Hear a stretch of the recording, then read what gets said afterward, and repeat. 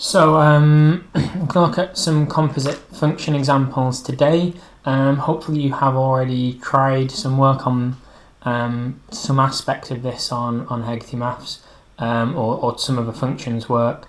So reason I wanted to do this video is I have a sort of specific way that I like to talk about it that I think hopefully should make it a little bit easier. Just to sort of introduce the topic. So when we talk about composite functions, that's when we're putting functions together. So composing is to put together. I don't know the actual etymology of that word, so apologies if I'm not getting that quite right. But the idea here is that we're putting one function after another, applying one function and then applying another. Okay, so in this example, I'm not actually writing two different functions. So these questions, you might have looked at similar-ish ones on Hegthy Maths. But the idea that I wanted to look at with this first example is how we might have already done this. And to start us thinking about the way that I want us thinking about this. The problem that a lot of people have with this topic is this x here. This is what we call a dummy variable. So I can actually put any letter in here. So this is saying, we might read it as f of x is defined as, so that colon before the equal sign means that it's defined as that. F of x is defined as 4 lots of x minus 3. So, but that x is unimportant. What it's really telling us is that the function f is defined as 3 less than whatever you put into it, multiplied by 4. So we could have that f of 5 is 4 lots of 5 minus 3. We could have f of a is 4 lots of a minus 3. We could have f of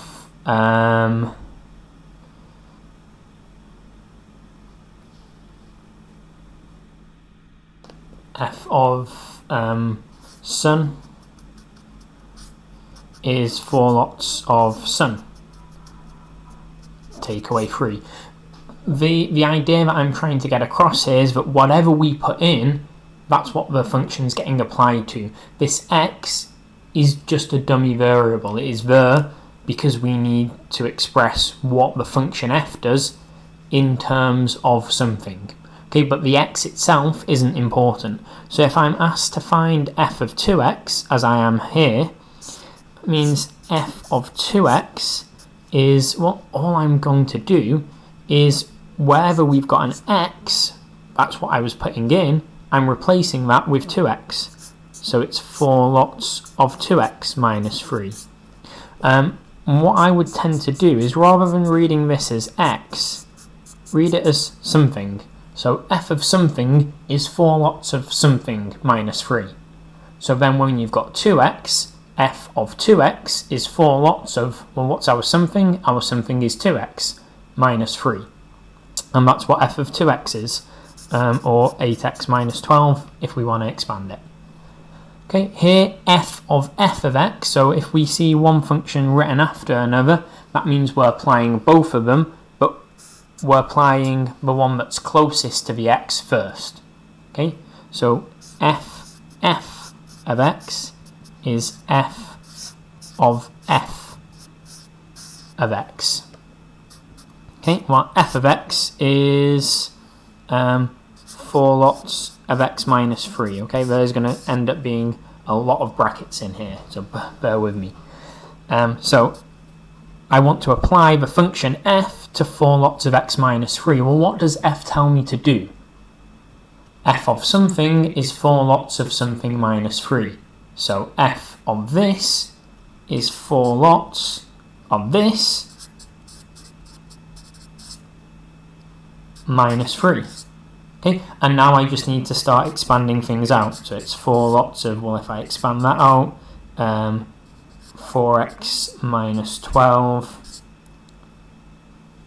sorry, I didn't know that bracket, minus 3. So 4 lots of 4x minus 15, or 16x minus 60.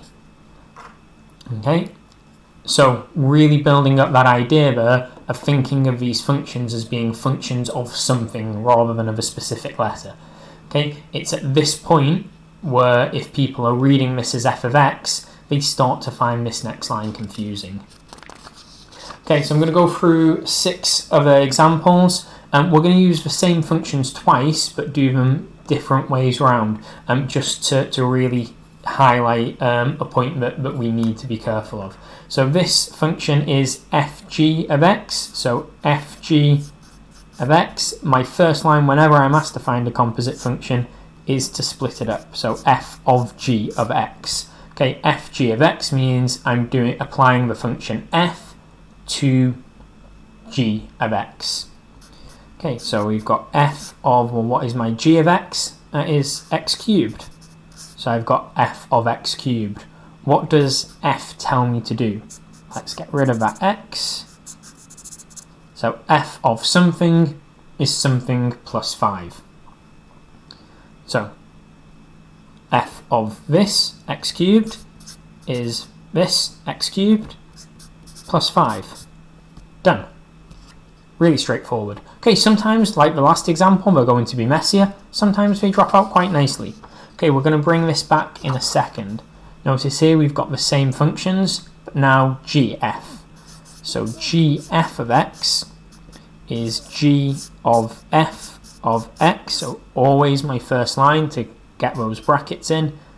So this is g of f of x. What is f of x? That is x plus 5. And I want to apply g to x plus 5. What does g tell me to do? It doesn't tell me to do x cubed.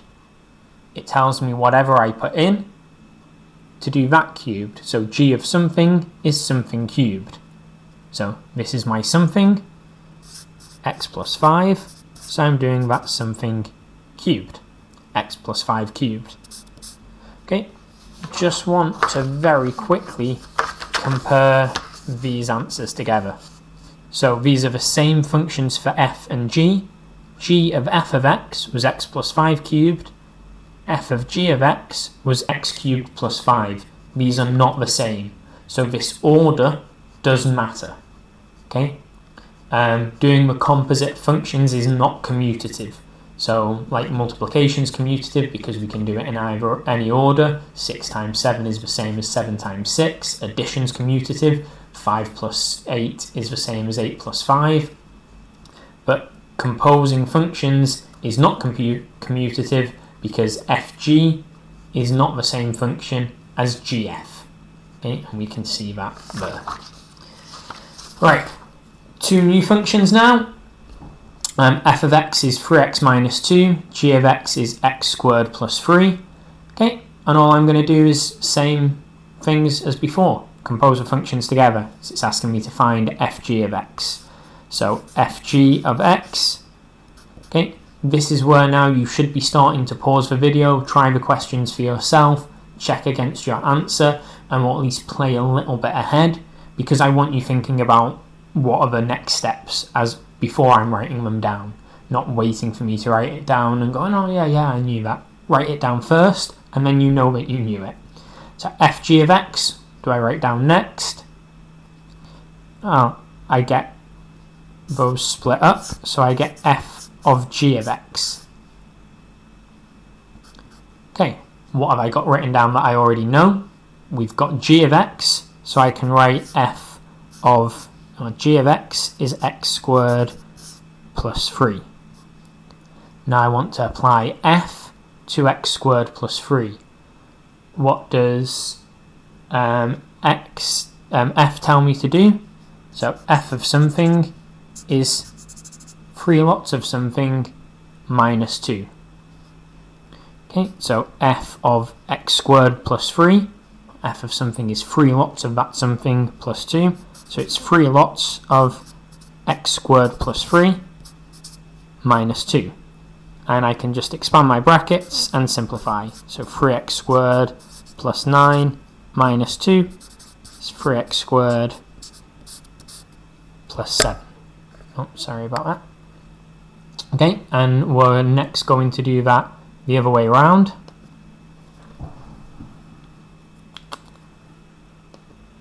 So instead of doing fg of x, let's try the same functions but with gf of x. So again, pause the video, try it, make sure you're happy with it. Gf of x, what would my next step be?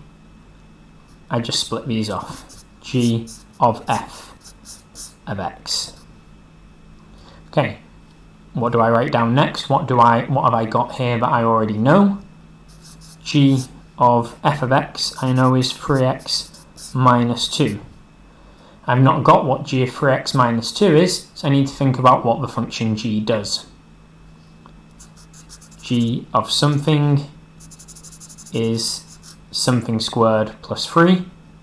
So g of 3x minus 2 is 3x minus 2 squared plus 3. Okay, now I just need to square this out. That's 9x squared minus 12x plus 4 plus this 3 on the end. If you need to do a bit more working out for that, then do it. It's better to take a little bit longer on a question than to get it wrong. So 9x squared minus 12x plus 7. Okay, again we can see same functions, but f of g was 3x squared plus 7, g of f was 9x squared minus 12x plus 7, completely different answers. Okay, so hopefully this is starting to make sense, this is starting to seem like a process that we can follow. Got 2 more examples. So here, f of x is 3x squared, g of x is 1 over x minus 2. So maybe looks a little bit harder because we've got a fraction with an unknown on the denominator. No matter, doesn't change what we're going to do. So I want to find, first of all, fg of x. So fg x is f of g of x. What do I know? I know g of x is 1 over x minus 2. I want to apply the function f to 1 over x minus 2.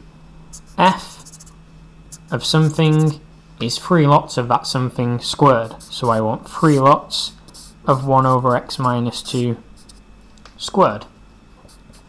So 3 over x minus 2 squared, if I want to expand that out. Because 1 squared is just 1, x minus 2 squared is x minus 2 squared. Okay, and finally let's try that the other way around.